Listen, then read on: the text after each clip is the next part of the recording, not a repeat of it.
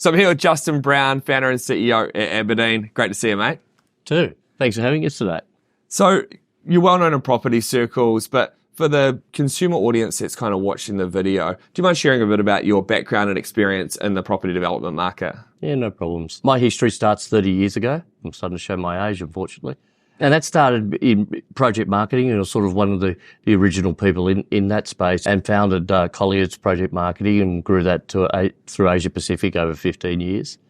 And then founded with David Milton, CBRE project marketing. And again, we run that business through Asia Pacific, and I chair that business. But we've obviously had Abadeen, which is our development arm of the business, and that's been around since 1999. And through that period, we're known to develop boutique developments, but our business is a wider scale business, and we've been in most parts of the development industry or classes through commercial, industrial, land subdivisions, residential. And currently we have 10 projects under construction at the moment, and they're predominantly boutique residential, but we have a large land subdivision that we're completing in the Hunter region at the moment, and also a high-tech industrial development in Alexandria. Very nice. When I've spoken to CBRE and Collier's in the past, and obviously you've had a key role in forming those businesses, as they talk about the times that they're able to have the most amount of impact and the best outcome for the end consumer is when they're engaged by the developer early in the process to make sure they can help to steer the type of product that's the right fit for the audience and the community that it's going into. Is that something you've been able to kind of take that experience from your time at the project on the project marketing side and developer, and how does that kind of inform what you guys are working on right now? Definitely. I mean, that's been our history, advising our clients, developers, on where we see the product, where we see the purchasers, what the purchasers want, and what is the best design. And so, yes, we identify where we believe that the market is, and at the moment we believe that the market really, there is a big demand for the empty nester product, and that needs to be delivered well. But we still use other experts. In particular, we go to David Milton and Tim Rees at CBRE. We're obviously somewhat biased, but we think their design work and what sort of engages well with our team to make sure that we just know firsthand what purchasers are looking for.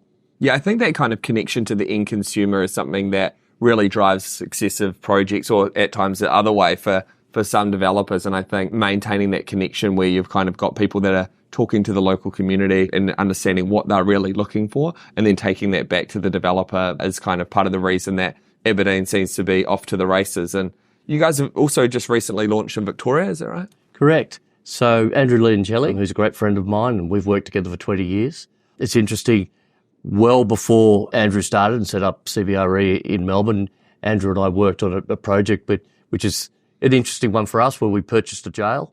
What? Pentridge Jail down in Melbourne. And right. We did a big master planning development on that. Yeah, I remember. Anyway, we sold that project, and then Andrew moved into project marketing and was with us for a good 15 years there, and now we've moved together into the next iteration of our career. As you said, we just bought a couple of sites that, again, are boutique in premium markets in Melbourne. And I think Melbourne's got a big future. It's had a good run. It's been subdued. It really got knocked about in the COVID period. But you look going forward, I think its population growth will be strong. It's probably going to overtake Sydney. That's what they're saying. That's what they're saying. And I think it just makes sense. It is more affordable. Yeah, I think we've seen like the capital growth over the last 5 or 10 years in Sydney has outstripped Melbourne. We've also seen in Queensland where now, I think it's Brisbane has a higher median house price than Melbourne, which, you know, although I love Queensland, I can see that potentially may change over time as well. And so I think Melbourne has a tremendous future ahead for both investment and for owner-occupiers. I think so. I think Melbourne does it well. It starts with education. Their universities and tertiary education have been so far above anywhere else in this country, and they get the students that come in. They build affordable product. There's less regulations on the product you can build in terms of size and aspect and light. And so it suits that market. And once people get entrenched and enjoy a marketplace, there's a proportion that stay, and then they grow from there. And so from a consumer standpoint, I think in every video I've said now, it's like experience counts for a lot. Obviously, it's about the developer, and you guys, you know, have a big team here at Abadeen. Who are some of the partners that you guys work with from a building and architecture standpoint? We deal with a number of architects. Koichi he has an X Factor out there and is doing a number of our projects, but also PBG. Paul's got a wonderful firm. We look for an architect that suits the market, that we believe will design a market, that will work with us. We're obviously very hands-on in terms of the architectural and then the design, but also what people are looking for. And an architect that has some gravitas and a following, really, and that people go, they put Abadeen plus the architect plus a reputable builder, and they think, well, that's a reasonable combination, and it will be produced. Yeah, one of the changes that we're kind of trying to push within the market for consumers is, in a lot of e-commerce type experiences, people shop by brand.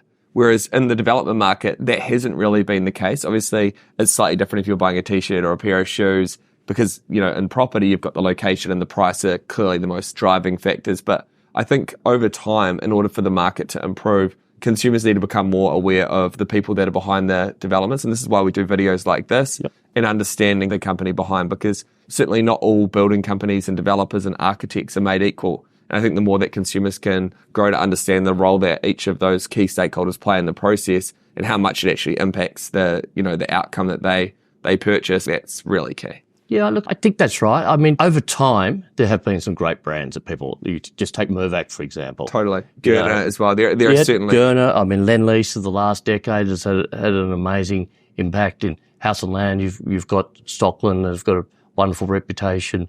You mentioned Gurner has developed a great brand in Queensland. You have Aria that's got a great brand.